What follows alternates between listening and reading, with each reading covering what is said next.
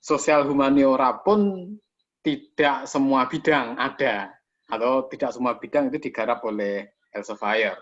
Ya hanya bidang-bidang yang cukup menjanjikan secara bisnis. Maka di saat bidang misalnya manajemen, kemudian decision science, ekonomi, itu cukup tinggi gitu. Nah, social science secara umum itu yang paling tinggi tadi dikatakan 265 jurnal itu karena itu secara umum, social science secara umum. Tapi kalau dirinci-rinci, maka sebenarnya yang menjadi concern mereka adalah bidang-bidang yang memang itu bisa mendatangkan peluang pengembangan perusahaan, bisnisnya mereka. Gitu. Itu Elsevier. Nah, ketika Elsevier kemudian buat Scopus, ini sebenarnya tidak lepas dari upaya bisnis mereka. Upaya bisnis mereka. Halo. Saya sebenarnya agak gimana gitu kalau diminta untuk ngomong Scopus. Karena ketika kita membicarakan Scopus itu seakan-akan kita itu menjadi agen iklan Scopus secara gratis. Jadi agak gimana gitu, karena Scopus itu tadi, memang mereka itu bikin Scopus itu untuk bisnis. Nah, biar bisnis mereka itu kelihatan bagus, maka mereka kemudian menggandeng akademisi, menggandeng perusahaan-perusahaan kecil, nanti setelah slide ini kan kita lihat, dan seterusnya. Nah, ketika perusahaan besar disandingkan, dijajarkan dengan perusahaan-perusahaan kecil, disandingkan dengan universitas yang itu core bisnisnya memang bukan untuk pengembangan perusahaan, ya jelas mereka lebih bagus kan gitu akhirnya. Nah, ketika mereka jelas lebih bagus dalam tanda kutip, nanti kita akan lihat lebih bagusnya di mana. Kemudian mereka mengarahkan tren atau mengarahkan ya tren dunia, public opini, bahwa yang bagus itu seperti ini loh. Gitu. Jadi ketika produk-produk perusahaan penerbitan yang besar tadi disandingkan dengan produk-produk dari universitas yang itu amatiran, kemudian mereka meng-highlight, ini loh kelebihan kami. Nah, kelebihan kami itu yang kemudian dijadikan branding yang berkualitas itu seperti itu. Tapi kemudian anehnya kita mayoritas karena memang ditentukan oleh kebijakan ikut mengamini, oh yang benar itu begitu ya, yang baik itu begitu, gitu loh. Ya memang ada keuntungannya di era yang serba big data di masa seperti ini, perkembangan teknologi yang selalu bicara kecepatan, yang selalu bicara kuantitas, itu memang ada benarnya klaim-klaim itu. Tetapi kemudian ketika menafikan hal-hal yang itu adalah inti dari sebuah universitas, inti dari sebuah kegiatan akademik ilmiah itu dinafikan sama sekali dalam tanda kutip, maka ya ketika kita mengamini skor-skor tinggi di Scopus sebagai standar kualitas calon profesor di Indonesia, itu yang kemudian menjadi aneh bagi saya. Mungkin dari saya itu dulu nyambungnya. Ini nanti masih ada beberapa slide lagi, Pak. Monggo. Ya, saya teringat, bahkan sampai sekarang masih ada beberapa orang yang miring terhadap Scopus gitu ya, yang menganggap bahwa kita itu kalau masuk Scopus berarti seperti kita menjual karya kita.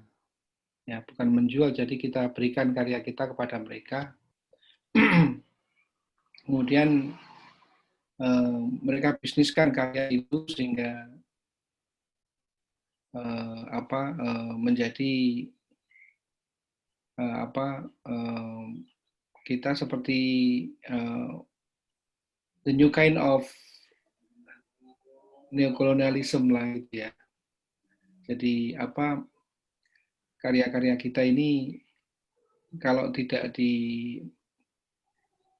dimasukkan ke mereka ya nggak akan laku itu. Nggak, siapa yang akan baca karya kita itu kalau tidak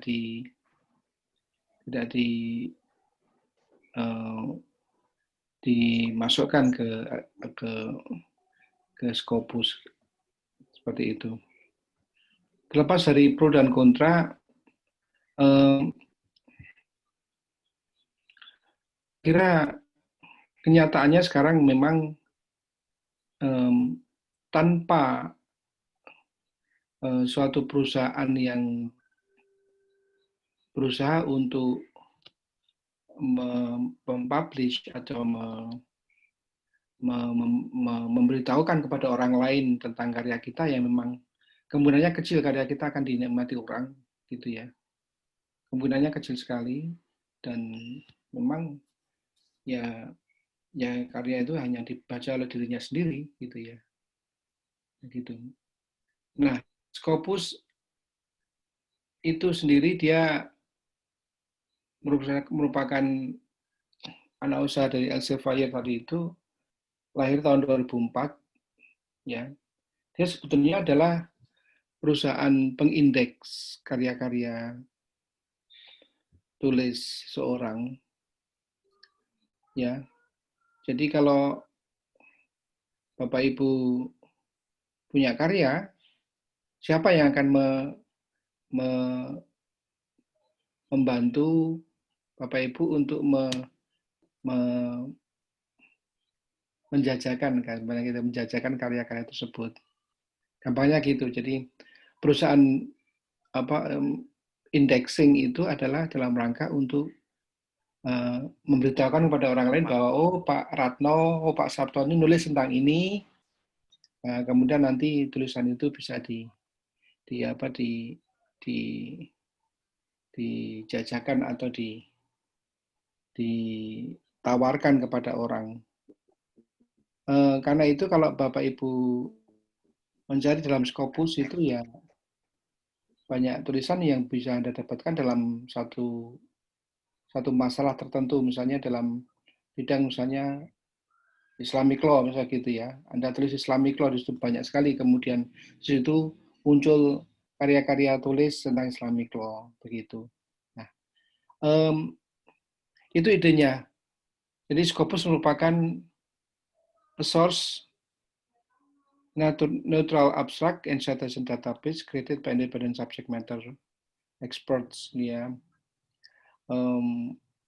Dia sendiri seperti kata Pak Sabtin lagi merupakan perusahaan ya, merupakan perusahaan yang dia melihat data-data itu, melihat karya-karya kita sebagai sebuah data. Nah, jadi orang menjajakan atau memberitahukan tentang data-data yang dia punya kepada khalayak itu, itulah yang kita sebut dengan indexing.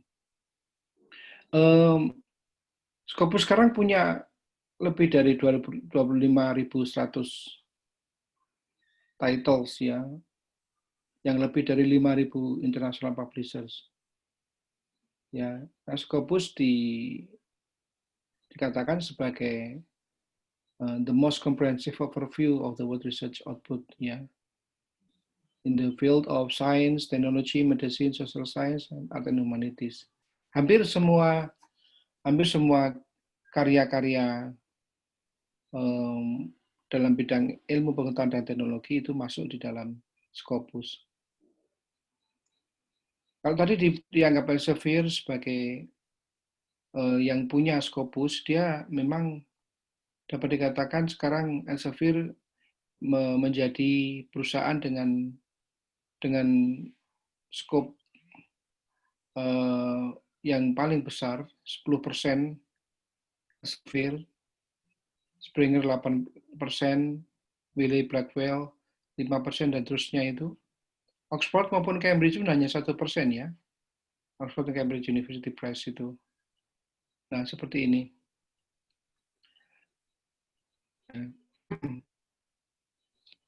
Maka kalau kita lihat sekarang di Scopus itu, yang paling banyak memang sekarang Health and Sciences, ya. Dia ada 30,4% dengan 14.448 titles itu menjadi isi dari Scopus itu ya. Kemudian baru Social Science itu 26,2. Oh, bukan. Yang kedua Physical Sciences 28%, dan kemudian Social Sciences dan kemudian Life Sciences. Ya, dengan demikian kita melihat seperti tadi kita katakan, memang sejak awal itu memang Scopus itu dikuasai oleh natural sciences ya. Ya, yang ini dibagi menjadi dua, itu health sciences dan physical sciences, merupakan materi-materi dengan skop yang dengan cakupan yang paling banyak.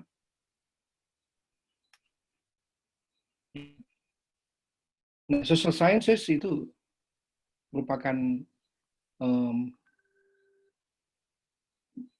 subjek dengan skop dengan skema yang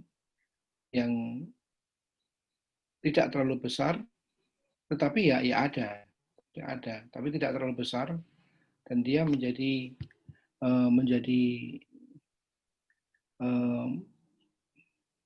istilahnya menjadi isian dari Scopus dengan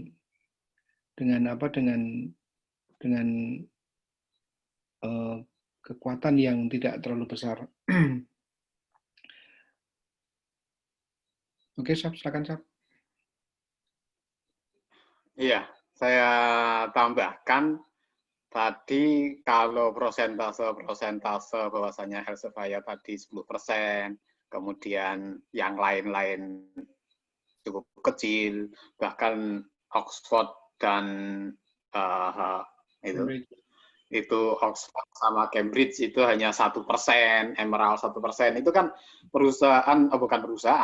penerbit yang cukup terkenal dari akademik gitu.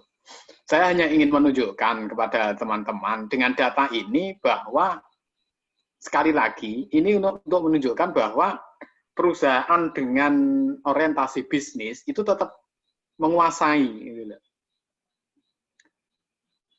Sebenarnya, kalau kita berpikir negatif, kalau positifnya kan tadi ini mereka mengumpulkan database, kemudian kita bisa mengaksesnya. Itu manfaatnya, sisi positifnya. Sisi negatifnya, kita kemudian diadu. Ketika 10% diadu dengan 1%, itu mungkin masih adalah perlawanan 1:10. Tapi kalau 10% itu ada 2.700 jurnal, musuh satu jurnal sampean, satu jurnal kita, UIN Yogyakarta misalnya, hanya satu jurnal, musuhnya 2.700 jurnal. Itu kan nggak ada apa-apanya. Gitu. Saya hanya ingin menunjukkan itu. Bahwasanya kemudian ketika permainan untuk menunjukkan kualitas itu berbasis angka, ya tidak ada satupun universitas ini yang bisa mengalahkan perusahaan-perusahaan profesional tadi. Kenapa? Karena universitas-universitas ini untuk penerbitan itu tidak profesional. Penerbitannya tidak profesional, meskipun secara substansi mereka jauh lebih profesional, gitu. Secara substansi mereka jauh lebih profesional, tetapi kalau kita bicara ke perusahaan penerbitan, jelas universitas-universitas yang besar pun tidak akan mampu mengalahkan perusahaan-perusahaan penerbitan yang dikelola secara profesional. Apalagi kita. Gitu. Maka pilihannya kita tidak mungkin untuk bertempur head to head dengan Elsevier. Tidak mungkin kita bertempur head to head dengan Springer. Jangankan itu, gitu. Maka bagaimana kita kemudian mengambil sisi positif saja mungkin, kalau memang terpaksa, gitu. Karena mau tidak mau di perkembangan dunia saat ini ya kita dikuasai oleh angka mutlak. Angka mutlak itu ya tidak ada negatif, tidak ada positif. Nanti kita akan bicara itu. Artinya semua angka itu bernilai. Ketika semua angka itu bernilai, 100, minus 200, itu sama saja. Semuanya adalah angka. Dan itu lebih memiliki nilai daripada 0. 0 yang tidak ada angka, tidak ada nilainya itu. Maka dari sini, ketika 60% yang bagus, itu kan dari seluruh universitas di seluruh dunia yang ingin gitu, diakui oleh Scopus sebagai bagian dari sesuatu yang positif, sesuatu yang hebat, sesuatu yang berkualitas tadi. Padahal yang menentukan berkualitas atau tidak itu Scopus sendiri, kan gitu. Maka tidak mungkin kan yang 60% ini akan menjadi nomor 1. Tidak mungkin, gitu loh. Maka ya kalau kita kemudian kita masuk ke dunia yang seperti ini, maka ya kalau nasihatnya orang-orang yang berbisnis, katakanlah saham, falas gitu, kalau jenengan mau belajar kecil-kecilan, jenengan harus ikut ikan yang besar. Gitu. Ikan kecil itu nggak mungkin bisa menang, melawan besar. Tapi kalau ikan kecil itu menempel di sirip ikan besar, jadi ya itu tidak mungkin kita mengalahkan. Tapi kita akan bisa nempel, paling tidak ya diakui keberadaannya, paling tidak akan masuk radar di dunia maya ini yang serba tidak menentu ini, kan gitu. Maka meskipun porsi untuk kita social sciences, slide berikutnya, Prof. Tadi ada 26%, 25% lah katakanlah social sciences.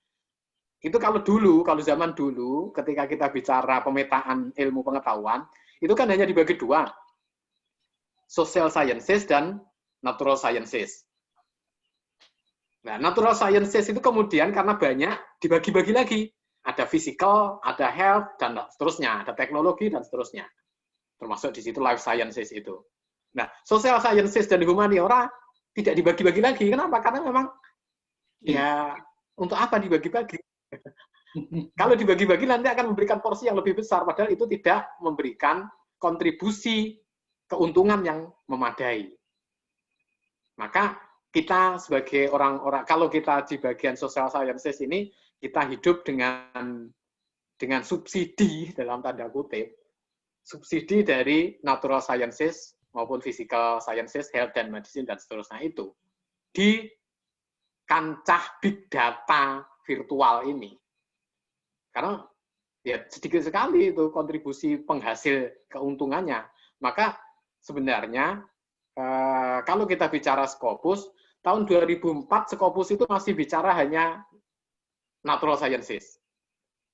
Tahun 2013 ketika Al-Jami'ah mendaftarkan diri untuk diinkludkan ke Scopus, religious studies itu belum ada.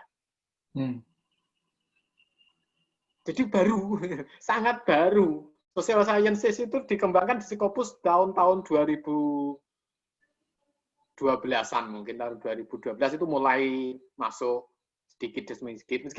Meskipun sudah ada sejak awal ya, tapi hanya sedikit sekali porsinya, tidak mendapatkan perhatian yang cukup.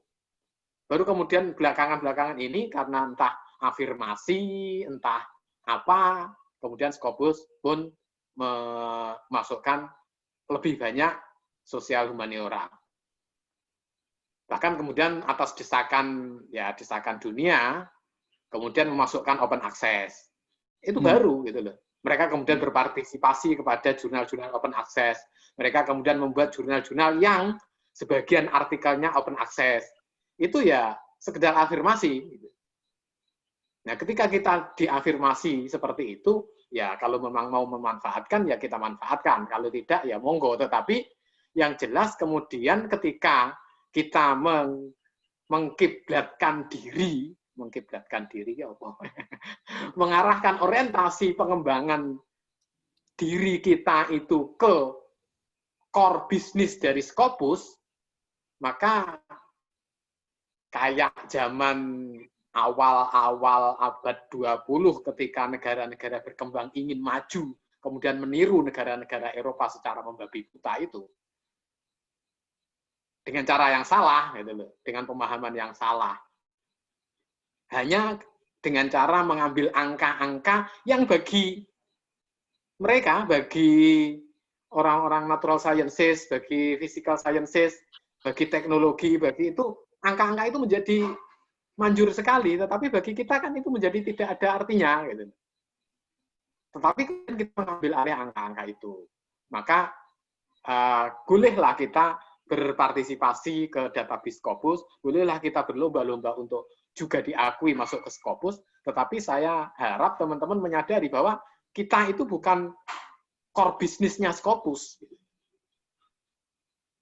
Nah, ketika kita menyadari itu, maka ya siapa memanfaatkan siapa? Ketika Scopus memanfaatkan data-data kita untuk memperbesar big data dia, karena semakin besar big data yang dia miliki, yang mereka miliki oleh perusahaan-perusahaan besar itu, berarti semakin tinggi nilai jualnya.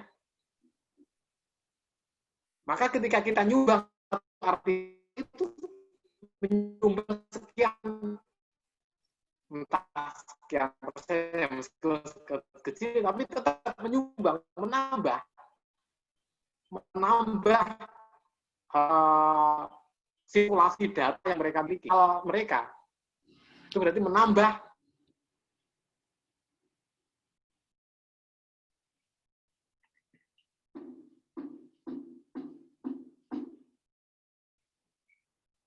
Halo, putus.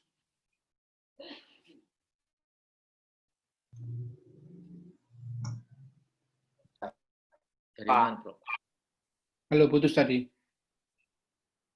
Sempat putus. Sekarang sabun connect? Udah. Tadi sempat putus ya. Terus.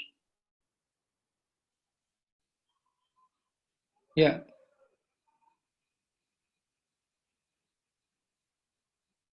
Halo. Ya. Halo. Bisa dilanjutkan? Bisa lanjutkan ya. Bisa dilanjutkan. Nah, ketika kita menyadari bahwa Scopus itu adalah perusahaan yang mengumpulkan database dari seluruh penerbit, termasuk universitas-universitas itu, maka ketika kita menyumbangkan sesuatu ke sana, bukan untuk itu tujuan kita. Tetapi tujuan kita adalah kita memanfaatkan database, memanfaatkan jaringan yang mereka miliki untuk kita pasarkan produk kita. Gitu. Sehingga ketika kita numpang di sana itu bukan sebuah kebanggaan sebenarnya. itu yang perlu kita sadari bersama. Meskipun di Indonesia saat ini bisa numpang ke kapal besarnya Scopus itu sebuah kebanggaan. Sama seperti orang-orang awal Indonesia bertemu dengan orang-orang Eropa, kalau sudah bisa pakai celana panjang itu sebuah kebanggaan. Ketika orang Indonesia sudah bisa pakai sepatu itu sebuah kebanggaan karena itu simbol kemajuan.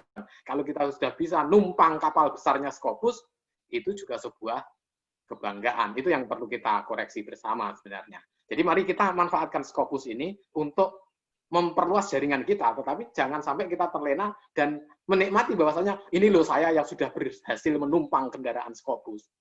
Itu sama sekali bukan tujuan.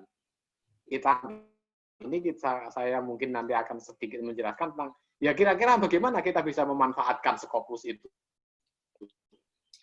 Bukan selalu kita yang dimanfaatkan oleh Scopus. Kalau kita hanya sekadar maaf misalnya untuk mengejar guru besar, untuk kenaikan pangkat, itu terlalu kecil. Tetapi kalau kita kemudian berpikir yang lebih luas lagi, bagaimana kita mengembangkan jurnal-jurnal PTKI ini dengan memanfaatkan jaringan yang dimiliki oleh Scopus. Nah, untuk itulah ya sebenarnya ini agak apa ya? Agak tidak sejalan dengan kebijakan pemerintah saat ini.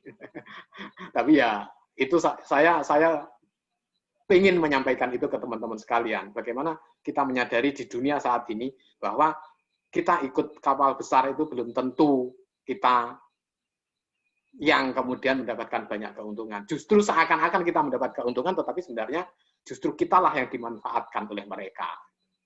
Maka kita numpang, ya kita numpang, tapi kita betul-betul memanfaatkan tumpangan itu dengan baik. Bukan sekedar menumpang, kemudian menikmati tumpangannya itu. Nah, gitu. Sebelum dilanjutkan, mungkin Profesor Ratno bisa melanjutkan lagi. Saya kira kalau saya ya, seperti tadi Anda katakan oleh Sabtoni bahwa kita bisa memanfaatkan kan gitu ya. Kita bisa using metode atau sistem ini dengan baik ya. Saya kira cuma satu jawabannya, yaitu kita menjadikan jurnal kita itu jurnal yang betul-betul qualified dan betul-betul memang patut dibanggakan gitu ya. Nah itu aja. Nah untuk itu memang yang agak mudah ya, karena intinya memang bagaimana jurnal yang kita miliki ini isinya emang bagus gitu itu ya. Isinya emang bagus. Ya.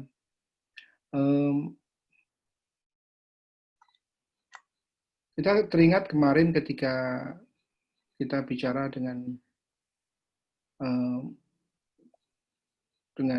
agak keras ya, bagaimana akhirnya jurnal Anda itu ada yang tidak masuk ke Scopus, ya kan? Karena satu saja, yaitu artikel yang Anda muat itu, artikel-artikel yang Anda muat itu sudah dipublish oleh jurnal lain ya dengan lebih baik lah gitu ya. Jadi ini bagaimana menjadi tantangan kita bersama agar ya katakanlah ini berapa ini yang ikut, berapa jurnal ini yang ikut dalam JIPS ini. Ada berapa jurnal ya? 200 atau berapa jurnal ya? Itu bisa masuk semua kepada Scopus. Itu pertanyaannya adalah apakah mereka mampu ya, masing-masing artikel itu mampu memberikan bukti bahwa memang artikelnya memang hebat gitu ya. Nah ini yang memang nggak mudah. Ya, saya kira kalau faktor bahasa memang ya itu tuh masalah juga ya, faktor bahasa ya, karena bahasa Inggris kan bukan bahasa kita. Tapi itu bisa dipelajari kan, itu bisa diusahakan, bisa dipelajari, kita bisa berusaha keras dan akhirnya bisa. Tapi yang lebih penting lagi juga bagaimana jurnal kita itu sebetulnya mampu mengundang orang yang tulisannya bagus untuk masuk ke tulisan itu. Ya. Nah, saya punya pengalaman teman saya yang orang Indonesia, yang kita satu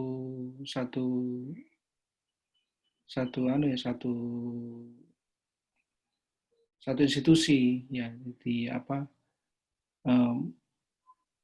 di Indonesia ini. Dia yang menariknya, dia dengan sendirinya itu memproduksi jurnal, dan sekarang jurnal itu sudah Scopus dan Q1 itu Journal of International and Comparative Law, Indonesian Journal of International and Comparative Law. Ya, satu artikel saya masuk di situ tahun 2019 ya. Itu dia mampu mengundang orang-orang dari luar negeri semua, hampir semuanya itu dari luar negeri, untuk masukkan artikelnya ke jurnalnya itu. Ya, maka ketika 2019, 2018 yang dia daftaran Scopus ya langsung, karena udah Q1 dia, ya ini apa diindeks dengan Q1 oleh Scopus. Nah, jadi ini kan kita berusaha untuk bagaimana kita bisa memanfaatkan Scopus ini menjadi suatu wadah yang bisa menjadikan jurnal kita menjadi baik gitu ya, bisa menjadi yang bisa dijajakan, bisa ditampilkan dengan baik, ya, publish dengan baik begitu. Saya kira itu ya. Ada tambahan lagi Mas atau kita lanjutkan dulu ya? Kita lanjutkan dulu Mas Sabtoni. Nah, yang menarik dari jurnal Scopus itu dia mengcover 3 tipe dari sumber dari tulisan itu. Yang pertama book series, kemudian yang kedua jurnal, dan yang ketiga trade journals. Book series itu adalah ya beberapa buku yang punya karakteristik yang sama, yang kemudian mereka bisa diidentifikasi dalam satu grup, gitu ya. Ya, ini juga dicakup oleh Scopus, ya. Di samping kemudian yang kedua academic journals. Academic journal seperti yang sudah kita ketahui publikasi secara periodik yang berhubungan dengan satu bidang dalam keilmuan ya atau disiplin yang kemudian dia publish secara rutin dengan melibatkan peer review atau referee ya gitu. Dan kemudian trade magazine atau trade journals itu adalah yang disebut dengan trade paper, itu adalah majalah atau surat kabar yang ditargetkan untuk seseorang dalam satu industri tertentu. Ini kita jadi ingat tadi yang dikatakan Sabtoni, bahwa yang ditangani oleh Scopus itu tidak cuma jurnal, tapi juga trade magazine. Di mana memang trade magazine itu memang majalah atau koran yang dikhususkan untuk orang-orang dalam satu industri tertentu. Ya, ketiganya bisa Anda dapatkan ini di Scopus. Kemudian hal yang menarik dari Scopus adalah dia punya 4 tipe kualitas yang mengukur kualitas dari terbitan yang dipublish di dalam Scopus itu. Yang pertama H index ya. Kemudian set score, skema journal rank, dan source to normalize impact per paper. HN index itu adalah metrik level yang mengukur baik produktivitas ataupun impact citasi dari publikasi seorang. Ya, H-index itu mengkorelasikan antara kesuksesan seseorang dalam berkarya ilmiah atau dia juga menunjukkan tingkat keakademikan seseorang di dalam melakukan kegiatan penulisan itu. H-index. Kita masing-masing punya X-index ya. Saya punya H-index yang itu diukurnya dari, paling utama adalah diukurnya dari berapa banyak tulisan yang sudah kita publish melalui Scopus gitu. Maka H-index kita menurut Scopus berbeda dengan H-index menurut Google Scholar gitu ya. Ya, yang kalau Anda lihat misalnya H-index saya itu ada 13 kalau salah ya, di Scopus baru berapa ya? 4 atau berapa begitu, yang karena memang tulisan-tulisan saya di samping terbit di Scopus juga terbit di tempat lain. Site score merupakan ukuran yang merefleksikan yearly average number of citizen. Ya, jadi jumlah citasi terhadap tulisan kita yang per tahun. Ya, jadi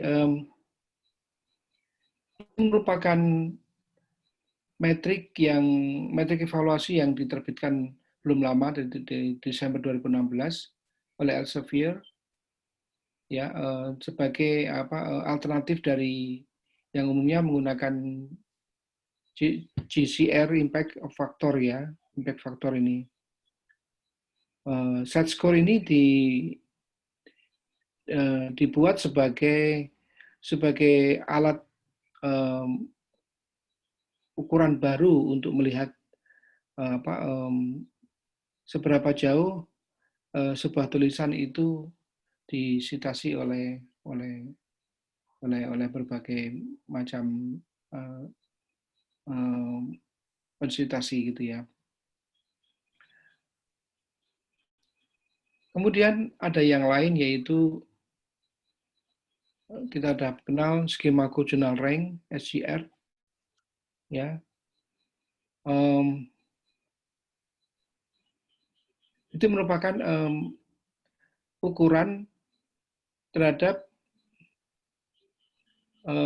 seberapa jauh pengaruh keakademikan dari suatu jurnal, ya,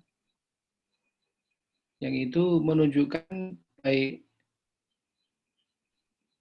jumlah citasi yang diterima oleh satu jurnal atau seberapa jauh prestise suatu jurnal itu bisa didapatkan, ya. Dan yang terakhir, journal ranking itu merupakan suatu ranking jurnal yang banyak digunakan untuk melihat impact dan kualitas dari satu jurnal. Nah, kalau Anda melihat, berarti sekarang Scopus juga ada semakin maju, semakin ada beberapa ukuran-ukuran untuk melihat tingkat impact atau tingkat ranking prestise dari suatu jurnal itu. Ya, dia punya 4, H-index, site score, schema Journal Rank, dan SNIP, source normalized impact per paper. Itu seperti mesin untuk melihat seberapa jauh tingkat prestasi atau presise dari jurnal yang ada di Scopus itu. Gitu, Mas Saproni, silakan ada tambahan. Nanti sekalian aja. Oke, good.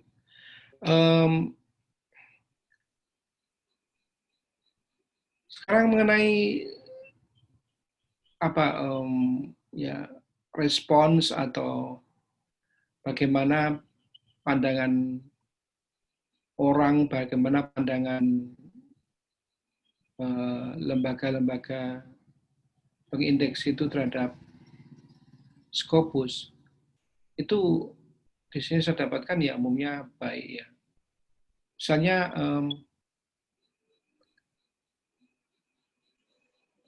study concluded that Scopus is easy to navigate even for the novice user. Ya, Scopus itu menurut studi itu mudah dinavigasi ya, mudah digunakan baik kepada para pengguna yang lama maupun yang baru. The ability to search both forward and backward from a particular station will be very helpful to the researcher. Kalau saya sebagai seorang peneliti, saya sedang menulis sesuatu, maka apa yang saya lakukan adalah saya akan buka mesin pengindeks itu dan kita masukkan satu kata misalnya, ya satu kata, dua kata, kemudian kita klik, maka muncul di situ banyak sekali artikel atau jurnal atau juga buku yang membahas masalah yang berhubungan dengan kata-kata yang kita ketik itu. Nah itu Scopus dikatakan sebagai suatu mesin pengindeks yang mudah untuk dan membantu sekali pada para researcher. Scopus also offers author profiles which cover affiliations, number of publications, and their bibliographic data, references, and details on the number of citizens each published document has received. Ya, Scopus juga memprovide profil dari seorang peneliti, afiliasinya dari mana, berapa saja publikasinya, di mana saja referensinya dan sebagainya itu. Ya.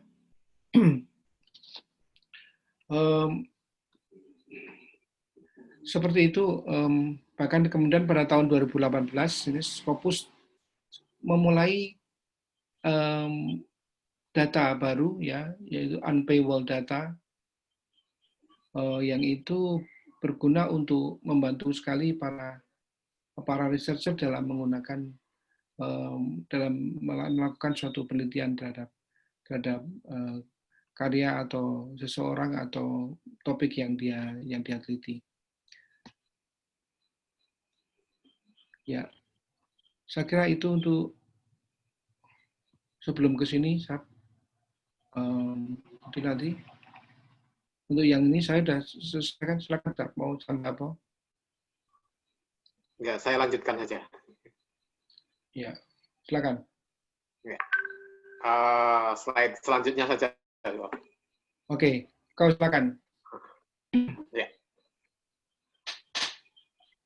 Ini tadi yang teman-teman sekalian yang saya gambarkan. Ya, kalau sebagai seorang peneliti, ketika kita disajikan di hadapan kita sebuah database yang sangat besar, tentu kita seperti dimanjakan ya.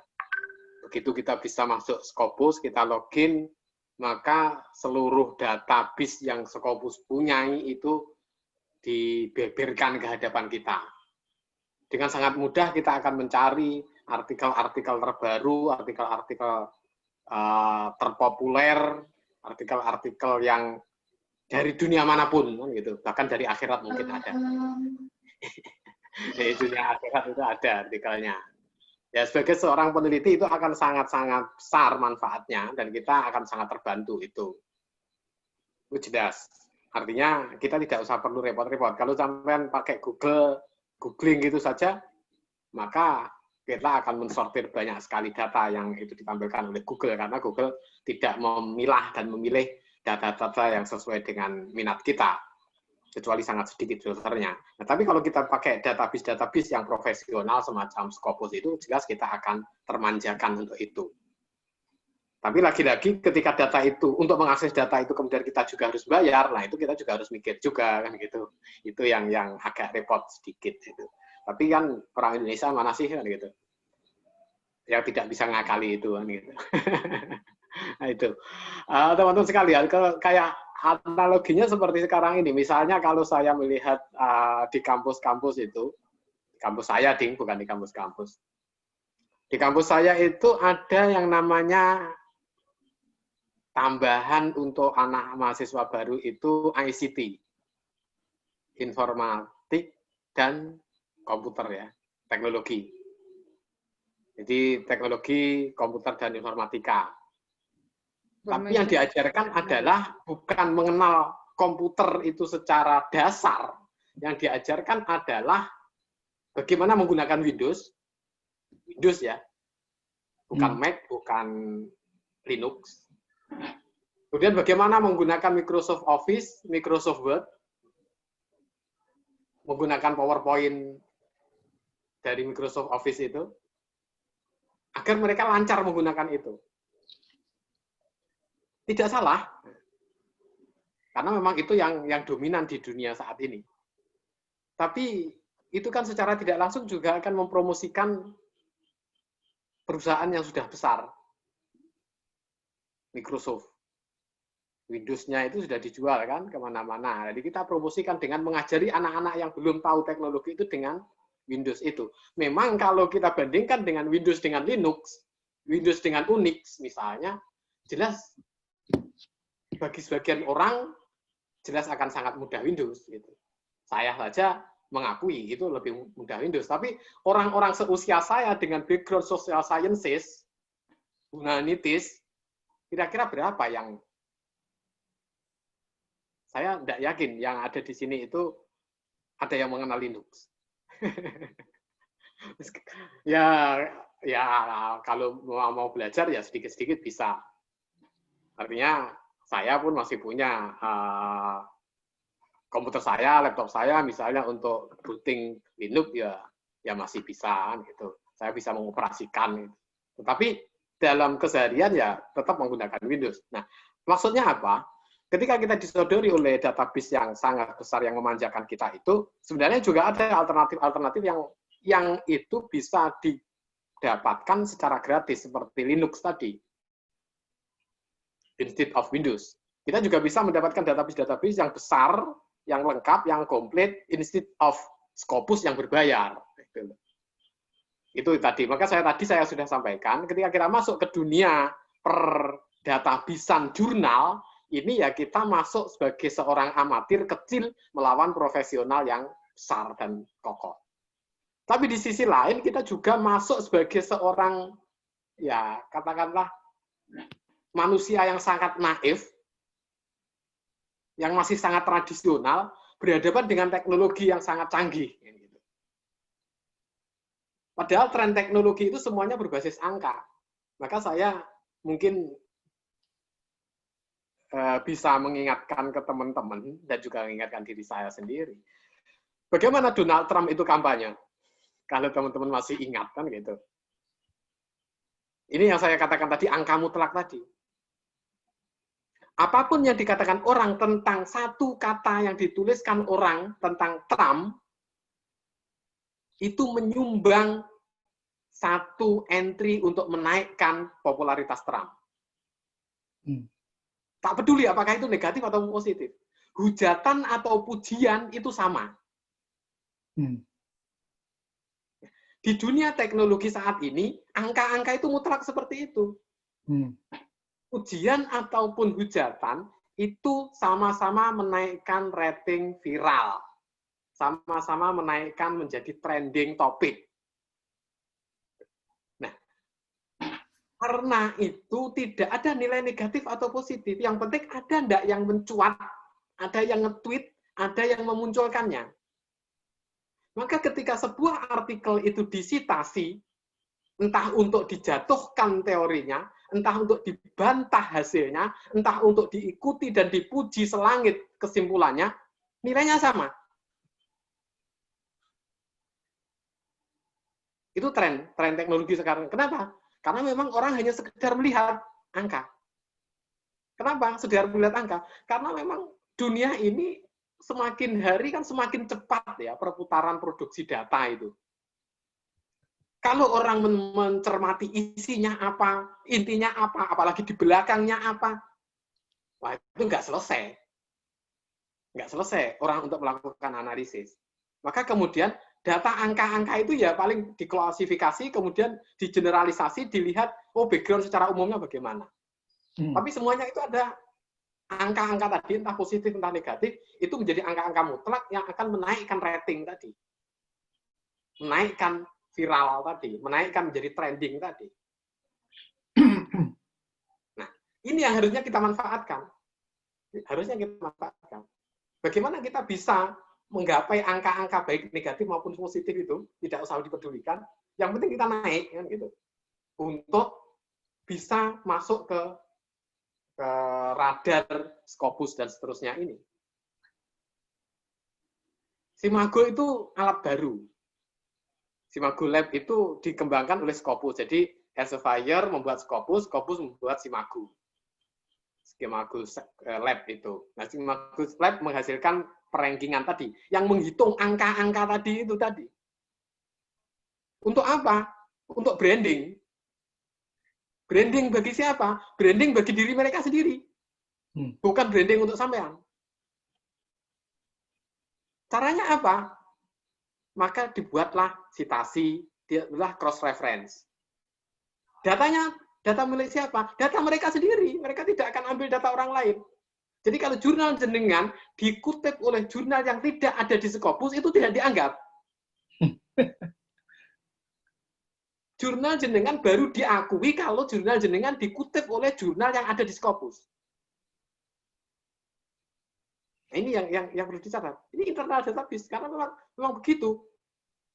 Kalau dikutip oleh orang lain tidak diakui nilainya. 0. Tapi kalau dikutip oleh jurnal yang ada di Scopus, maka itu ada nilainya. Nah, kalau yang punya Scopus sendiri, masa akan tidak mengutip jurnalnya sendiri? Jadi kalau sampean bayangkan, Elsevier tadi memiliki 2.700 jurnal, kemudian masing-masing jurnal mengutip tetangganya, mengutip saudaranya, mengutip adiknya, yang sama-sama di bawah payung Scopus, di bawah payung Elsevier, maaf, apakah sampean mampu mengalahkannya?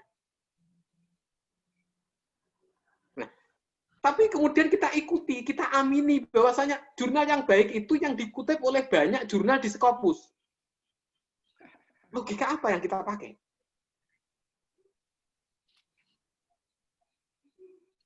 Kita amini itu, gitu loh. Tapi ya tidak ada salahnya. Memang pada zaman sekarang adalah zaman angka-angka tadi. Dan di sini tidak ada analisis yang lebih jauh bahwasanya jurnal ini dikutip untuk tadi. Oh, untuk dibantah temuannya. Enggak ada itu. Pokoknya kalau sudah dikutip, maka itu sudah mendapatkan nilai 1. Dikutip oleh 2 jurnal, berarti mendapatkan nilai jurnal 2. Nah, gitu.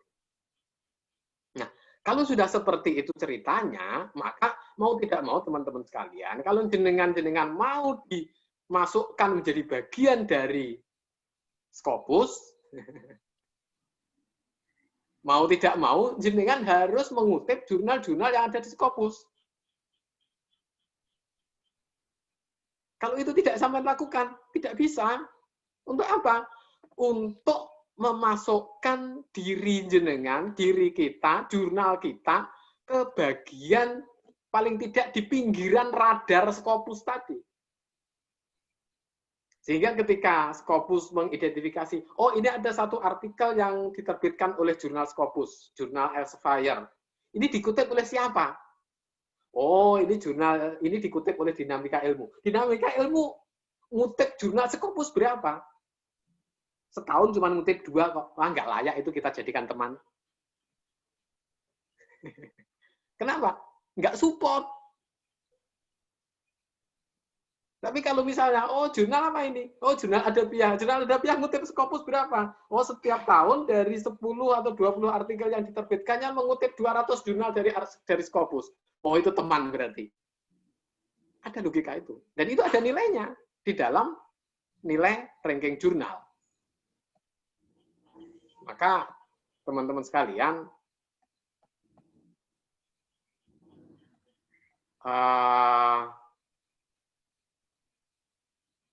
saya ingin menunjukkan ini. Nah, ini.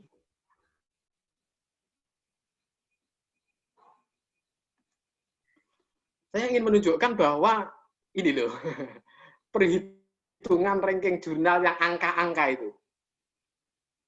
Kalau jenengan mau bertarung betul untuk masuk Scopus. Jadi kalau nanti jenengan sudah siap lagi, kalau sudah yang sudah di bench tadi berakhir larangannya, siap untuk masuk Scopus tadi, jenengan mau perhatikan angka-angka yang saya tampilkan ini. Meskipun kadang tidak logis. Atau jenengan bersiap-siap masuk ke Scopus, maka jenengan perlu perhatikan angka-angka ini. Ini yang paling di atas itu adalah jurnal kanker untuk para dokter praktisi ya, clinicians itu dokter yang praktek, bukan dokter akademisi. Nilai ranking jurnalnya berapa? 88.000. Coba jenengan bandingkan dengan religious studies nomor 1 di dunia Scopus untuk religious studies. Hanya 1.400. 88 banding 1.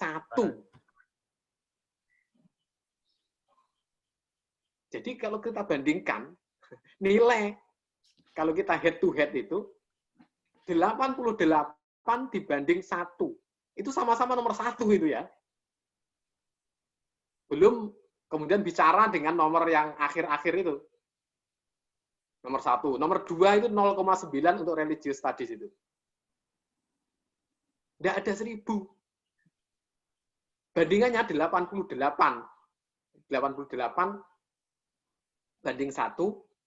Kemudian di nomor 2-nya di bawah 1, 0,9. Yang paling bawah 0,1. Jadi kalau kita hitung-hitungkan angka, tren dunia yang tidak berpihak kepada hitung-hitungan bagi ilmu sosial humaniora, itu ya nggak cocok sebenarnya. Itu cocok untuk jurnal-jurnal di kalangan yang angka-angkanya tinggi itu. Maka teman-teman sekalian, kalau jenengan mau nanti memang benar-benar mau apa ya, mendaftarkan diri biar termasuk menjadi bagian dari Scopus, di sini kita bisa baca misalnya total dokumen per 3 tahun ya, dalam 3 tahun terakhir itu ada sekian itu. Itu kan jurnalnya berarti 1 tahun, 3 tahun menerbitkan sekian artikel itu. 129 artikel dalam 3 tahun. Berarti rata-rata 40 artikel per tahun. Tidak banyak sebenarnya. Itu masih di bawahnya Psychology of Religion and Spirituality itu ada 191 artikel per tahun. Arkeologi, Biblical Archaeology Review, itu ada 36 artikel per tahun. Per 3 tahun, maaf. 125 artikel per 3 tahun. Nah, yang per tahun berarti kan 36, 70, 22, 36 artikel per tahun itu. Itu total dokumen, artinya total artikel yang dipublish oleh jurnal-jurnal ini dalam 1 tahun dan 3 tahun terakhir. Jangan perhatikan total referensinya tahun 2019.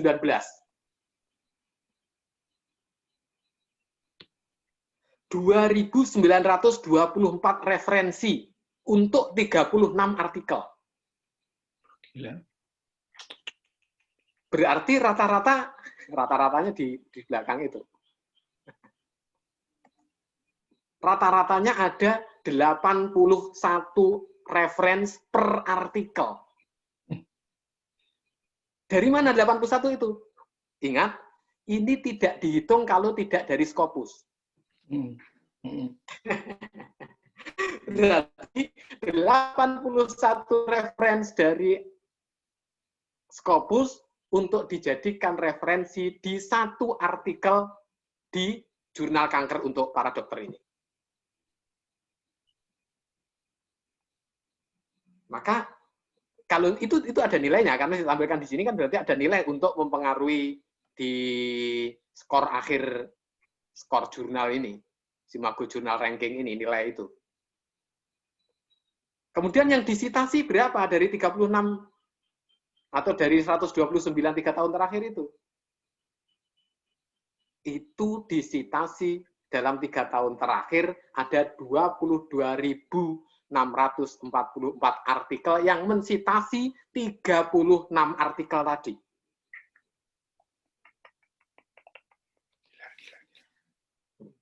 Kenapa bisa begitu? Ya, saya katakan di awal tadi. Kalau saya mempunyai 2, 3, 4, 5, sampai 2.700 jurnal tadi, di bawah satu perusahaan besar yang bernama Elsevier, kan tidak sulit untuk menyarankan si A mereview ini, tolong mereview ke jurnal sana. Kan hanya butuh 80 referensi. Dari 2.700, itu tidak akan kelihatan.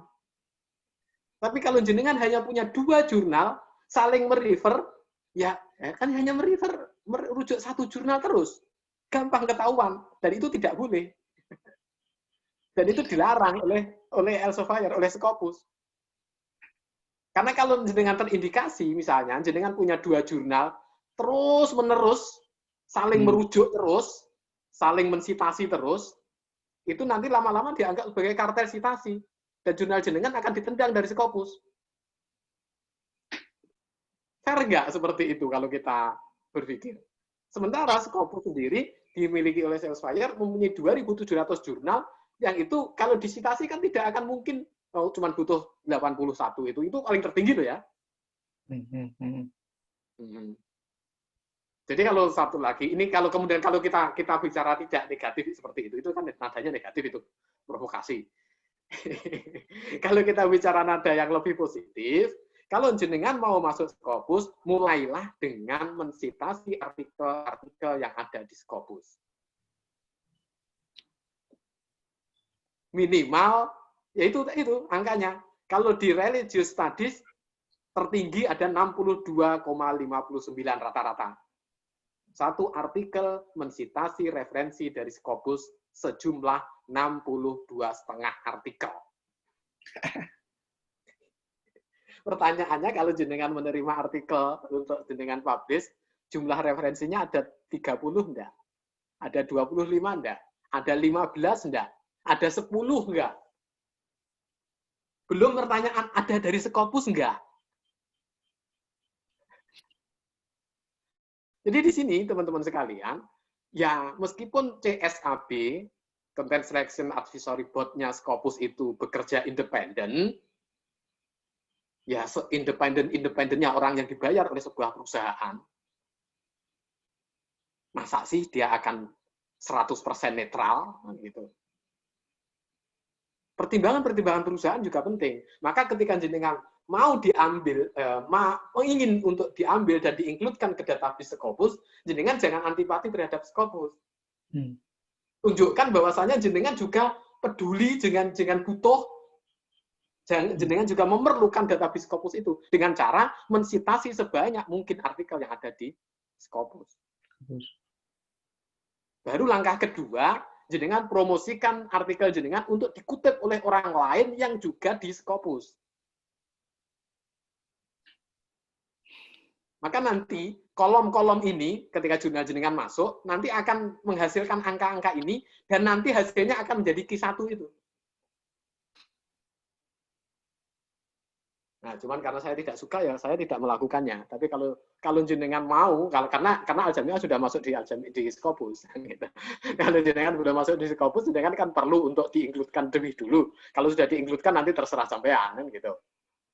Kalau jenengan tidak melakukan ini, dengan sulit untuk masuk Scopus, apalagi sampai Q1, Q2, Q3, gitu. Nah, angka-angka ini menjadi penting. Nah, caranya begitu itu memang. Karena memang kita bicara angka. Maka, teman-teman sekalian, salah satu hal yang dipertanyakan oleh Scopus ketika jenengan daftar di Scopus adalah berapa artikel jenengan yang disitasi oleh jurnal Scopus. Maka sightness di Scopus itu menjadi penting, kan gitu toh. Kemarin Pak Umar misalnya dari Samarinda itu sudah cerita. Sightness-nya berapa? Terlalu kecil menurut Scopus. Padahal sudah berjuang untuk membuat tinggi. Nah, gimana cara berjuang membuat tinggi? Promosikan jurnal jenengan ke penulis-penulis yang biasa menulis di jurnal-jurnal Scopus. Cara yang lain lagi gimana? Ini ada satu jurnal baru di UIN Sunan Kalijaga itu, teman-teman sekalian. Saya katakan jurnal baru karena memang baru, betul-betul baru. Judulnya Living Hadis di Fakultas Usuluddin. Ini bisa ditiru, tapi ini bukan usaha dia sendiri ya. Bagaimana meningkatkan sightness-nya jurnal itu? Di India itu ada satu jurnal di India itu ada satu jurnal, di tempat lain juga ada sih sebenarnya, ini salah satu. Itu ya, ini yang diambil oleh yang kebetulan mensitasi jurnal Living Hadisnya Usuluddin, Fakultas Usuluddin UIN Sunan Kalijaga. Hingga sightness-nya menjadi tinggi. Yaitu ada satu artikel, judulnya itu, isinya itu mereview jurnal sebagai fenomena unik, bukan antik, fenomena unik di Indonesia, yaitu Living Hadis. Jadi hadis tidak dilihat sebagai sebuah kajian teks, tapi bagaimana dilihat sebagai fenomena sosial. Living Hadis, maka judul jurnalnya adalah Living Hadis.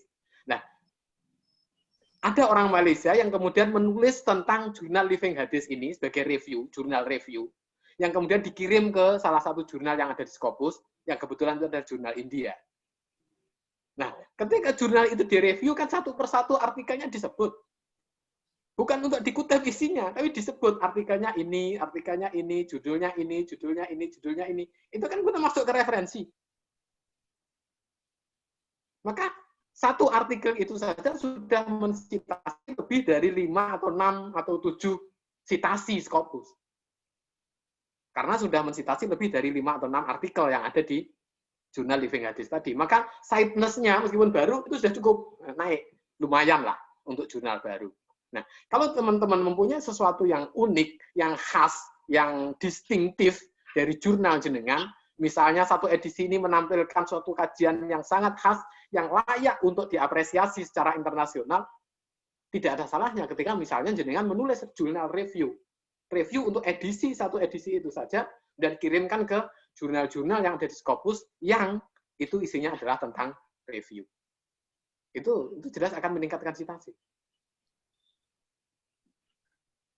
Ini kita bicara taktis ya, kita bukan bicara tentang idealis, yang kita bicara kualitas, itu jelas itu perlu dan penting. Tapi itu perlu waktu lama. Kalau kita ingin sesuatu yang lebih cepat, ya kita naikkan angka-angka ini dengan cara-cara seperti itu. Dengan kutip sebanyak mungkin referensi dari Scopus, jenengan promosikan jurnal-jurnal jenengan, dan jenengan kalau perlu, jenengan review jurnal itu agar masuk ke jurnal-jurnal Scopus.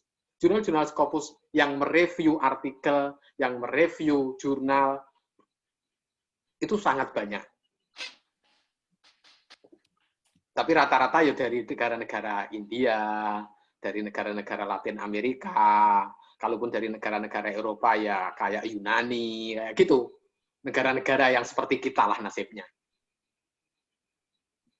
Dan itu kemudian rata-rata bayar gitu. Mereka berjuang masuk Scopus, kemudian mereka menjual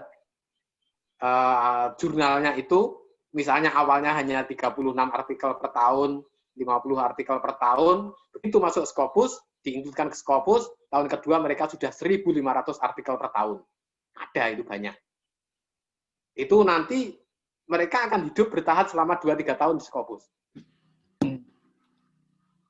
Karena kalau sudah 2-3 tahun di Scopus, mereka akan ditendang dari Scopus, tetapi kan Scopus mempunyai kebijakan, setiap artikel yang sudah masuk di Scopus, mereka tidak akan buang, karena itu aset. Tapi untuk mengatakan bahwasanya Scopus itu menjaga kualitasnya, jurnal-jurnal yang seperti ini harus dibuang dari Scopus. Jurnalnya bukan artikel yang sudah masuk. Maka kalau jenengan sudah masuk, jenengan sudah aman. Artikel jenengan sudah masuk, sudah aman. Artikel yang mensitasi jurnal jenengan sudah masuk, sudah aman. Lepas dari itu, maka orang-orang India yang bisnis jurnalnya sangat luar biasa itu, kalau jenengan googling di Scopus, itu banyak sekali jurnal-jurnal dari India yang masuk Scopus. Tapi kalau jenengan lihat tren dokumennya, 1 tahun pertama, itu ya 30, 36, paling banter 50 artikel per tahun. Tapi begitu masuk Scopus, itu bisa 1.500, bisa 2.000, bahkan 3.000 artikel per tahun. Bisa dibayangkan. Artikel apa saja pasti masuk Scopus. Dan Scopus tidak serta-merta kemudian menendang itu keluar dari Scopus, tidak. Mereka perlu waktu untuk melakukan evaluasi. Nah, jeda waktu evaluasi inilah yang dimanfaatkan oleh jurnal abal-abal ini, jurnal Bells List itu, jurnal yang tidak diakui akademiknya, bahkan di Dikti pun juga mengatakan itu jurnal tidak bisa dipakai, tetapi angka-angka yang ada di jurnal itu bisa membantu jurnal-jurnal jenengan untuk masuk ke radar Scopus. Itu salah satu trik saja. Ya, tidak ideal sih. Tapi itu kalau bisa dicoba apa tidak? Ya, kita tidak ada salahnya. Angka-angka itu, untuk ngatrol angka-angka ini. Selain mengatrol kualitas yang perlu kita perjuangkan bersama-sama. Saya kira begitu dulu, Prof. Ratno. Silakan. Iya, saya kira itu tadi bisa dimanfaatkan untuk teman-teman yang mau daftar Scopus ya, terutama mengingat sightness-nya itu ya. Ini sudah kita tinggal setengah jam lagi. Saya persilakan kepada teman-teman untuk bertanya atau sharing atau apa. Silakan Mas, Mbak, Bu, Bapak, silakan. Halo. Pada tidur semua ya? Jadi kamu nggak ada yang dengerin sahabat bisa. Saya Pak dari Makassar. Saya Prof. Oh iya. Dari siapa? Dari Makassar. Dari Takdip Batu Sangkar. Dari Makassar. Ya, Takdip Batu Sangkar. Saya dulu Prof. Halo, dari Makassar dulu atau mana? Oh, Makassar dulu, oke. Saya Makassar dulu. Pak Marsihan. Ya. Iya, silakan. Assalamualaikum warahmatullahi wabarakatuh. Waalaikumsalam.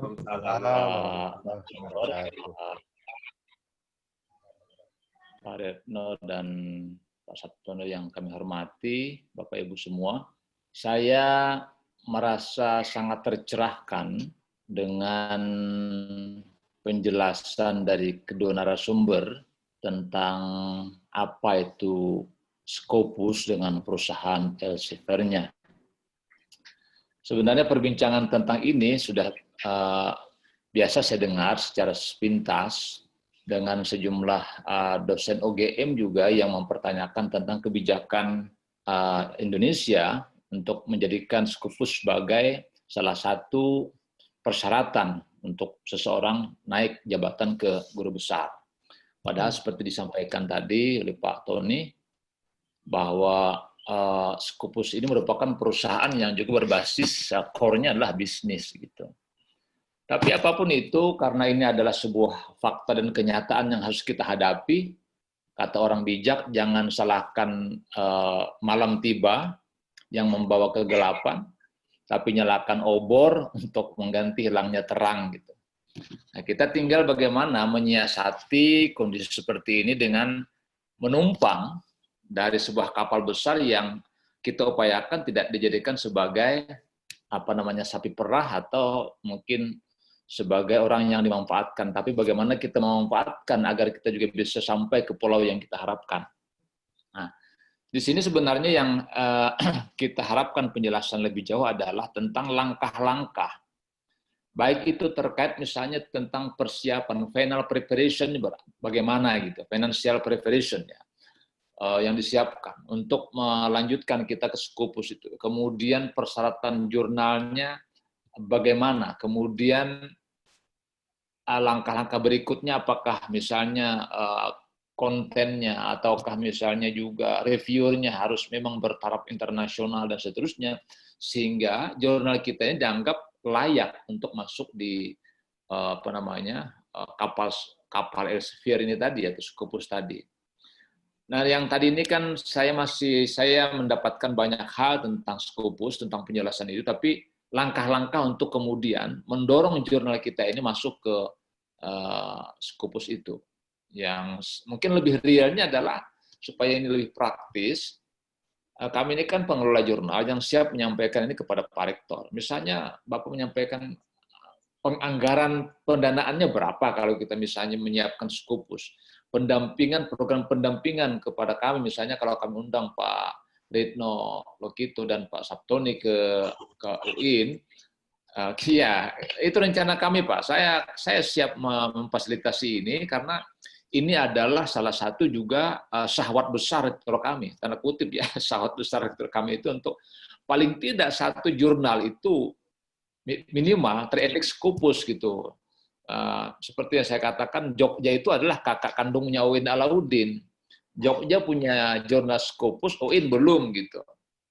Nah, makanya itu ini saya katakan syahwat besar rektor untuk menjadikan salah satu jurnal kami itu terindeks Scopus, dan salah satu jurnal yang sekarang ini sudah masuk di Sinta 2 itu adalah Adabiyah.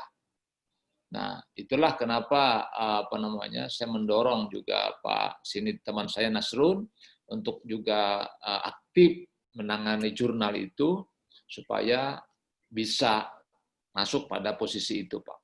Saya kira itu aja tanggapan saya. Terima kasih. Assalamualaikum warahmatullahi wabarakatuh. Waalaikumsalam. Assalamualaikum warahmatullahi wabarakatuh. Secara spesifik Pak, besok hari Senin kita akan bicara. Besok, Pak. Oh ya. Kita bicara tentang apa strategi kita gitu ya. Tapi satu sekedar menjawab saja dari pertanyaan Anda tadi itu, perlu untuk apa yang dulu Al-Jami'ah lakukan bisa Anda tiru ya, yaitu memperbanyak artikel berbahasa Inggris, ya.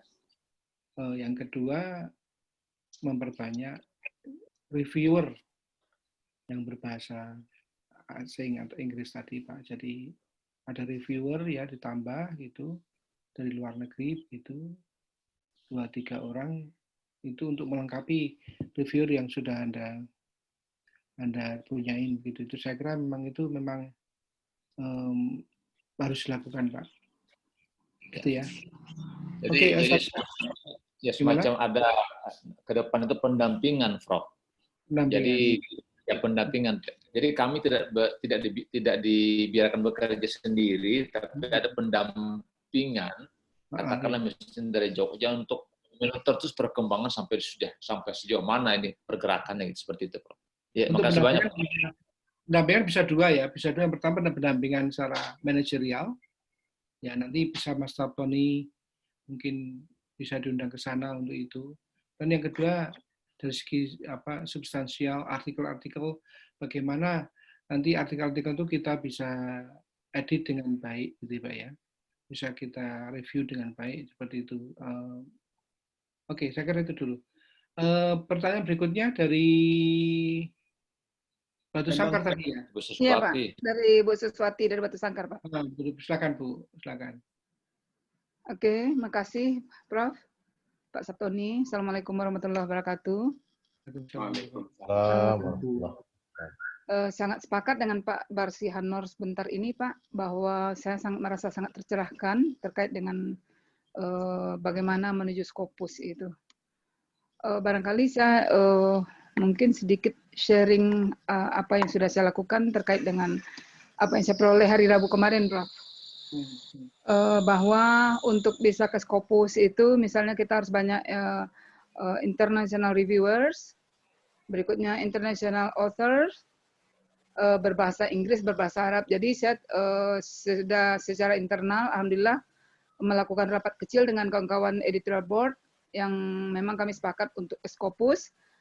Sehingga memang tadi saya juga sudah berbicara dengan Pak Rektor dan Wakil Rektor 1 tentang ini, bahwa kami akan menambah reviewers internasional dan penulis-penulis internasional seperti itu. Dan juga kami sudah mencoba mencari tambahan-tambahan juga yang native speakers untuk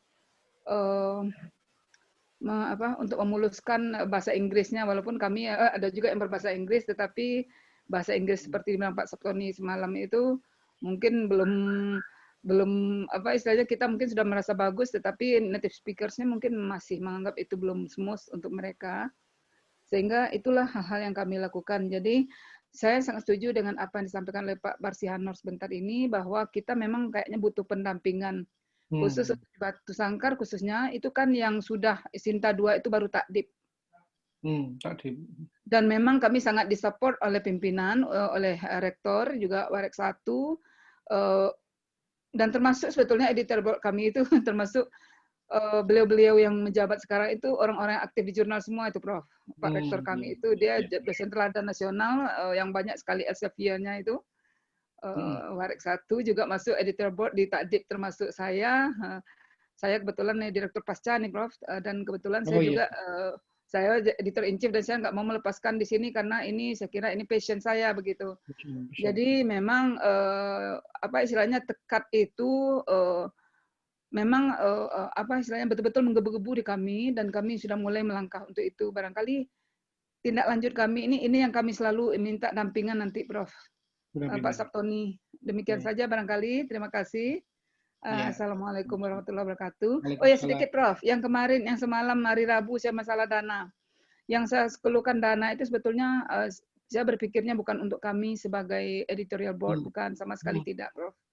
Yang saya pikirkan itu adalah kadang-kadang saya melihat seperti ini, tulisan-tulisan yang masuk itu butuh di-review, tetapi kayaknya ada keengganan juga dari reviewers yang kami minta itu untuk mereview, karena dana review kami itu kami kasih sedikit gitu, karena memang kami nggak punya dana.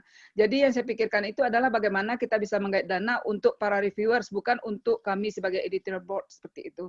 Kami sebagai editorial board memang betul-betul murni, apa istilahnya, idealisme kami, alhamdulillah sampai sekarang masih terjaga dan kami tidak mengharapkan uang sama sekali. Jadi kami tidak gaji pun tidak ada masalah bagi kami. Tapi yang penting itu bagaimana kita bisa nanti jurnal Scopus itu memang rasanya ada kebanggaan tersendiri bahwa kita bisa menghasilkan jurnal yang memang nanti akan bisa membuat banyak orang bisa naik pangkat dengan jurnal kita seperti itu, Prof. Terima kasih juga, makasih juga Pak Sabtoni. Assalamualaikum warahmatullahi wabarakatuh. Waalaikumsalam. Ada yang lagi yang lain? Silakan. Bisa saya, Prof? Ya, Mas Nasrum. Ya, dengan Nasrum dari UIN Alauddin Makassar. Jadi Pak Barsihan Nur tadi itu beliau editor in chief dari Adabia dan saya sebagai managing editor sekaligus tim IT. Jadi pengalaman saya selama ini sangat berat karena hampir semua pekerjaan saya melakukan bersama Pak Barsihan Nur sehingga kami kewalahan. Khususnya pada editor. Pada editor itu kami sering mengirim untuk diedit sebelum menuju ke reviewer, tetapi sangat sulit untuk meyakinkan editor untuk bekerja. Ya, apalagi tadi ikhlas beramal itu yang kita gunakan juga, sehingga kami sering melakukan login as editor, managing editor, login as editor, kemudian termasuk juga reviewer, khususnya reviewer internasional itu sangat sulit menerima jurnal-jurnal Indonesia dari Indonesia untuk mereka review. Jadi pengalaman saya, Prof, beberapa tahun yang lalu saya berkunjung ke Malaysia bersama mahasiswa dan saya mengambil kesempatan di situ untuk melakukan dialog tentang jurnal. Jadi ada tiga universitas yang saya kunjungi pada waktu itu, ada UKM, kemudian UIM, University of International Islamic University Malaysia, dan Universitas Putra Malaysia. Dan mereka saya perkenalkan Adabia dan saya mengajak mereka untuk menjadi reviewer dengan register di jurnal kami dan mereka register as reviewer. Tetapi yang menjadi masalah ketika kami mengirim jurnal untuk direview kepada mereka, itu dari 3 kampus yang saya kunjungi, itu cuma 1 yang mau mereview dan itu pun cuma sekali dari Universitas Putra Malaysia itu, Prof. Cuma sekali dan saya komunikasi lewat WA, lewat email dan mereka tidak gubris. Jadi saya pikir ada apa ini dengan kita punya jurnal. Dan mereka memang di UKM Malaysia itu di Social Science Faculty itu memang ada 2 Scopus di situ. Mereka punya dan kami bilang kami ada akreditasi Indonesia namanya SINTA dan seterusnya. Tapi itu Prof sangat sulit untuk meyakinkan mereka untuk bekerja dengan kami ini seperti itu. Dan saya ke Malaysia saja dulu Terus saya pikir bagaimana dengan yang di Eropa, bagaimana yang di Australia, di Amerika, Malaysia saja negara tetangga begitu berat untuk bekerja sama dengan kami. Kira-kira Prof ada trik ataukah strategi-strategi untuk bisa berkomunikasi dengan reviewer internasional, begitupun international editor, supaya itu tadi di awal pertemuan ini itu yang ditekankan untuk menuju Scopus ya perbaiki dulu itu editorial board-nya dan seterusnya. Ya, saya kira begitu Prof. Bisa diberi pencerahan dan strategi dan trik. Ya, terima kasih Prof. Coba untuk international reviewer itu teman-teman atau orang-orang dari Eropa dan Amerika yang mereka itu helpful, menurut saya helpful gitu ya. Maka saya kemudian selama ini, mohon maaf agak kurang kalau dari teman-teman di Malaysia itu. Maka coba Anda kalau punya teman yang lulusan dari Amerika atau Eropa, coba Anda mintain ya 2 atau 3 orang lah Anda mintain untuk profesornya itu menjadi reviewer untuk Anda gitu ya, untuk jurnal. Coba ditempuh ini dulu ya. Seperti Anda lihat di Al-Jami'ah, Anda bisa lihat di websitenya itu yang board of reviewer itu memang orang-orang yang memang dulu kita dekat karena kita pernah belajar sama dia atau begitu. Jadi waktu itu kita bawa dari teman-teman yang satu bawa ini, jadi dari kita itu pada bawa masing-masing itu caranya dengan pendekatan begitu. Dan kebanyakan mereka biasanya kalau kita minta reviewer, dia cepat sekali responnya bagus gitu ya. Itu juga dari teman-teman kita yang ada di Studia Islamika ya, kebanyakan juga reviewernya dari negara-negara Eropa dan Amerika itu. Seperti demikian. Coba nanti Anda Mas ya. Ya Prof, ya. Yang lain Pak Firly, katanya Pak Firly mau tadi ngacungkan tangan. Pak Firly. Oke, Prof. Makasih, Prof. Mari. Perkenalkan saya Firly dari Jurnal Tadris Kimia UIN Bandung, Prof. Salam kenal juga buat Prof. Lukito sama Mas Septoni ini. Alhamdulillah banyak sekali hal yang saya dapatkan. Posisi jurnal kita juga alhamdulillah sudah Sinta 2. Dari 2 pertemuan kemarin ada beberapa hal yang saya dapatkan cukup luar biasa. Cuma saya akan fokus ke pembahasan kita malam hari ini karena saya yakin memang untuk praktis dan juga hal teknis akan dibahas di pertemuan-pertemuan selanjutnya ya Prof ya, sesuai dengan jadwal. Saya ingin fokus ke tadi masalah Scopus itu dan juga turunannya ya seperti Skimago dan sebagainya. Kebetulan saya pernah coba lihat juga di Skimago itu ya terkait dengan bagaimana sebaran jurnal-jurnal yang sudah terindeks Scopus yang tadi dijelaskan oleh Mas Saptoni. Saya ingin coba bertanya terkait dengan hal tersebut. Jadi gini, yang paling sulit itu bagi saya pribadi sebenarnya adalah untuk mencari diferensiasi jurnal kita gitu ya. Apalagi jika dibandingkan dengan jurnal-jurnal yang sudah ada terindeks di Scopus gitu. Kalau saya lihat strategi yang pertama dilakukan oleh jurnal-jurnal yang sudah terindeks Scopus itu adalah juga dia bisa punya diferensiasi kan dengan jurnal yang lain yang sudah ada di Scopus. Nah, kalau misalnya kita masuk ke kolam ataupun ke scoop yang sudah banyak mereka miliki oleh Scopus itu jadi memang relatif sulit. Misal karena saya di pendidikan kimia, kalau kita ambil education, jurnal education yang terindeks Scopus itu sudah sangat banyak sekali gitu ya. Lalu kita ambil kimianya lebih banyak lagi ya, karena science itu udah banyak. Nah, makanya dari itu kita ingin mencari sebenarnya dari sebelum masuk ke kriteria minimum ya, kayak seperti artikel, reviewer itu kan memang sudah sangat praktis lah ya, yang nanti juga kita akan bahas. Tapi ini di general strategisnya ini di awal untuk menentukan scope dan juga diferensiasi itu yang mungkin butuh masukan gitu ya.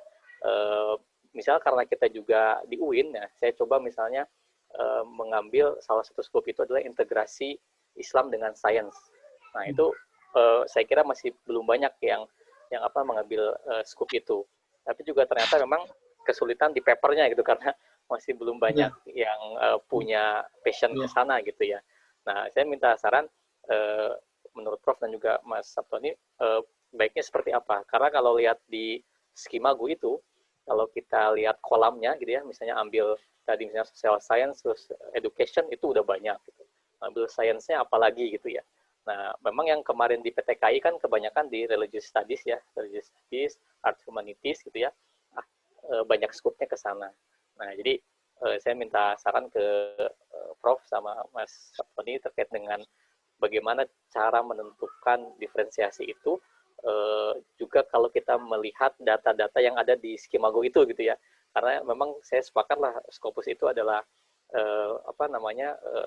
pasar ataupun perusahaan yang mencari pasar, makanya kenapa banyak yang di reject dengan alasan jurnal Anda sudah banyak tercover oleh jurnal Scopus yang lain. Itu kan logis ya, orang nggak mau menerima yang sudah biasa ada di yang mereka miliki gitu, pasti pengen yang beda gitu. Nah, jadi menurut saya itu penting juga di awal untuk menentukan aim and scope ya, atau fokus and scope termasuk diferensiasinya. Nah, mungkin minta sarannya Prof bagaimana responnya gitu. Terima kasih Prof. Silakan Mas Sabtoni, silakan. Ya, Mas Sabtoni. saya awali dengan tertawa dulu, Pak. Saya ini orang hukum Islam ya, ditanya tentang kimia. Ya nggak ke kontennya lah Mas, jangan ke konten, tapi gimana cara mencari strategi yang tadi tuh, data-data itu yang angka-angka itu kan sebenarnya itu pengaruh juga ya, kalau menurut saya ya itu pengaruh terkait dengan ke peluang untuk bisa diterimanya gitu. Selain yang lain. Kalau dari melihat angka-angka itu ya salah satu strateginya berarti memperbesar angka-angka tadi, Pak. Itu satu kan. Tapi kan tetap saja ketika angka-angka jenengan kalah besar dengan jurnal lain yang lebih bagus dalam tanda kutip, kan tetap saja ditendang gitu. Maka kadang-kadang saya berpikir begini, kenapa kita tidak memanfaatkan kelemahan kita sebagai kelebihan kita? Jadi kita ubah kelemahan itu sebagai peluang. Tapi ini spekulasi ya, bukan sebuah analisis ya, karena saya tidak mencermati terlalu banyak tentang angka-angka di Skimago tadi. Tapi saya pikir ada peluang itu. Artinya begini, ketika jenengan berbicara tentang kimia murni, saya sulit untuk membayangkan itu, karena kimia untuk konteks Indonesia itu kan sama saja dengan di Brasil, sama dengan di Lanzana kan sama. Tetapi kalau pendidikan kimia, nah mungkin itu bisa dikonteks lokalkan. Nah, itu bayangan saya. Misalnya, pendidikan kimia di negara-negara berkembang sebagaimana? Jadi kawasan kan berarti ya. Pendidikan kimia secara umum. Kalau pendidikan kimia secara umum, ya di negara-negara maju sudah banyak. Betul. Tapi kalau pendidikan kimia di negara berkembang, atau mungkin pendidikan kimia di masyarakat Muslim, nah lebih Muslim. Siapa tahu kan gitu. Sehingga ketika jenengan menerima artikel-artikel dari kolega-kolega yang berbicara tentang pendidikan kimia, analisisnya ditarik ke konteks kelokalan tadi. Entah ke konteks negara berkembang, entah ke konteks masyarakat Muslim, yang lebih mudah saja gitu. Itu saya, tapi saya juga tidak tahu ya. Artinya saya tidak melakukan analisis yang cermat tentang itu, tetapi betul. Itu peluang yang mungkin bisa kita lihat gitu. Soalnya kalau kita bicara kimia murni jelas tidak ada apa-apanya gitu. Kita tidak akan bisa bertanding di situ. Maka kita harus cari peluang-peluang itu. Nah, caranya ya tadi paling tidak genjot artikel-artikel itu untuk beredar di sekitar jurnal-jurnal Scopus tadi dengan cara mensitas mungkin artikel Scopus, sehingga nanti akan masuk radar mereka. Yang kemudian dengan distingsinya ambil distingsi yang bisa kita manfaatkan. Kita sebagai negara berkembang, kita sebagai negara ketiga, mungkin itu dianggap kekurangan. Tapi itu sebagai peluang yang itu pastinya juga asumsi saya ya, belum banyak dibahas orang gitu loh. Mereka akan membahas pendidikan kimia secara umum atau ilmu kimia secara murni ya secara umum. Tapi kalau untuk pendidikan bagi anak-anak negara berkembang bagaimana? Nah, mungkin itu dalam saya. Gitu. Nah, kemudian dari itu nanti kita bisa mengembangkan satu skop yang secara geografis mungkin dibatasi. Jadi harus membatasi artikelnya hanya tentang pendidikan kimia dari negara-negara ketiga misalnya. Yang negara-negara berkembang dengan fasilitas yang terbatas, dengan lab yang terbatas, seterusnya ya, dengan sosial politik yang ya beginilah namanya dunia ketiga misalnya. Nah itu yang kemudian bisa ditarik ke sana. Semua analisisnya diarahkan ke sana. Entah tentang kebijakan pendidikan, entah tentang politik pendidikan, selalu diarahkan ke sana. Nah, kalau memungkinkan, saya sendiri tidak yakin ya, karena saya bukan praktisi pendidikan, juga bukan praktisi kimia. Gitu. Tapi saya bisa mengangan-angan begitu, gitu. Kalau saya, begitu juga nanti dengan teman-teman yang lain. Kalau misalnya ini pendidikan secara umum ya jelas kalah gitu loh. Bagaimana banyak misalnya Melayu misalnya, pendidikan di masyarakat Jawa misalnya, atau pendidikan gitu. Kita cari lokal konteks yang itu bisa diangkat sebagai distingsi kita. Mungkin itu bisa membantu. Mungkin kan gitu. Jadi kalau kita bicara adabiah misalnya ya tonjolkan bahwasanya lokalitas Indonesia Timur apalagi misalnya itu bisa sebagai sebuah fokus kajian yang bisa ditawarkan sebagai sebuah distingsi yang menarik gitu. Ya, tapi dengan catatan itu berarti memang ketika jenengan meminta teman-teman penulis itu untuk melakukan revisi artikel, ya diarahkan analisisnya ya sedikit atau banyak relatif nyantol ke fokus dan aim dari jurnal ini. Gitu. Kemudian nambah dari gitu ya Pak Verly ya. Kemudian nambah dari Bu siapa tadi yang Suswati. Bu Suswati dulu. Itu untuk reviewer itu kalau sesama orang Asia itu termasuk Indonesia gitu, kita memang agak repot. Artinya orang Asia itu secara umum, termasuk Asia Tenggara, termasuk Asia Tengah, jadi orang-orang Arab itu, kalau kita mencari reviewer dari sana itu mereka juga masih jual mahal. Bahkan beberapa negara akan melihat Indonesia itu dianggap kelas di bawah mereka gitu loh. Sehingga keinginan untuk mereview jurnal kita itu ya agak berat juga gitu, termasuk Pak Nasrul tadi ya, Pak Hanung tadi. Nah, ketika kita mencari reviewer seperti itu bagaimana? Apa yang dikatakan oleh Profesor Ratno tadi benar. Orang-orang Eropa yang concern-nya ke studi Indonesia, studi Asia, studi Islamic Studies, Oriental Studies lah, itu rata-rata lebih helpful. Mereka lebih punya empati dengan kita dibandingkan dengan orang-orang Asia sendiri.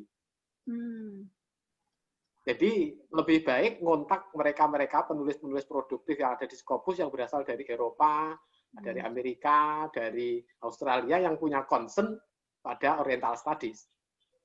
Biasanya rata-rata mereka lebih helpful karena mereka lebih punya empati dibandingkan dengan sesama orang Asia, termasuk orang Indonesia. Termasuk orang Indonesia. Nah, orang Asia memang begitu tipenya kayaknya. Jadi tidak usah berpikir tentang biaya. Kalau minta orang Eropa untuk mereview kemudian kita kasih 500.000 atau 1 juta itu kalau dolarkan, di euro kan nggak ada artinya. Malah kita perlu sendiri untuk ngasih. Jadi ya mereka biasanya tidak dikasih apa-apa. Hanya di ucapan terima kasih saja mereka sudah senang. Gitu.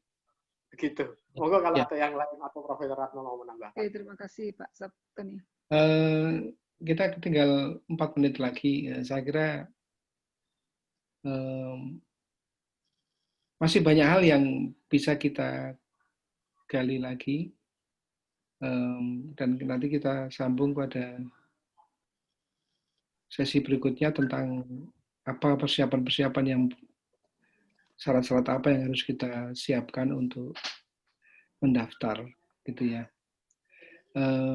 Tapi ya seperti yang kita katakan sejak kemarin tentang apa pengalaman-pengalaman yang sudah kita miliki itu ya, itu memang intinya pada bagaimana kita bisa punya jurnal dengan tulisan yang bagus, gitu aja ya. Tulisan yang bagus. Nah, tulisan yang bagus memang ya nggak mudah kita lakukan. Karena yang baca kan dia yang bahasanya lebih bagus, pengalamannya juga lebih banyak begitu, ya. Nah, artikel yang bagus itu bisa kita tempuh dengan kita mengundang para author dari luar, ya. Bisa kita mungkin adakan lomba misalnya begitu ya. Lomba untuk mengadakan untuk submit papers ya dari orang-orang luar gitu ya.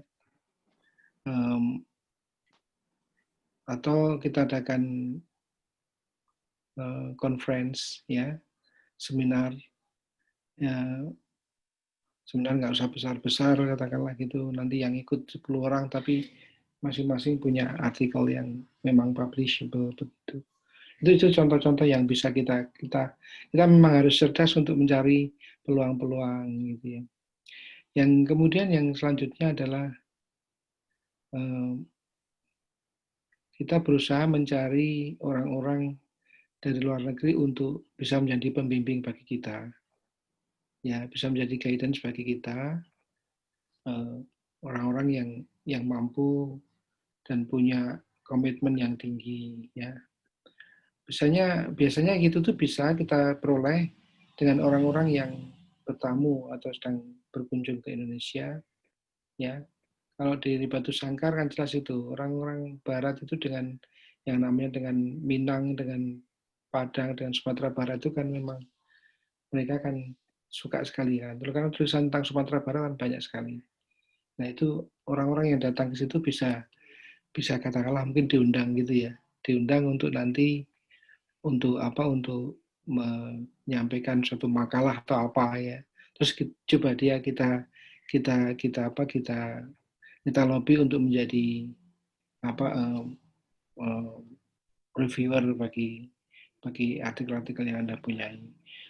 Saya kira ini ya banyak acara yang bisa kita adakan untuk kemudian kita berusaha meningkatkan jurnal kita itu supaya jangan cuma jurnal itu cuma seperti jurnal onani, mohon maaf ya.